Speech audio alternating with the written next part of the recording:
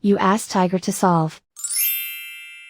This deals with linear equations with one unknown. The final result is x equals 25.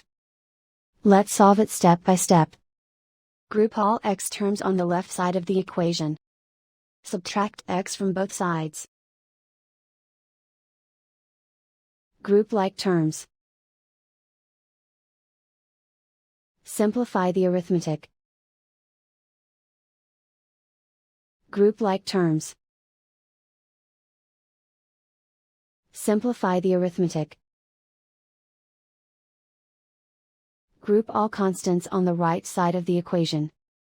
Add 8 to both sides.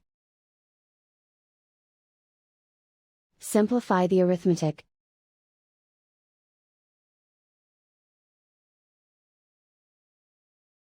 And so the final result is x equals 25.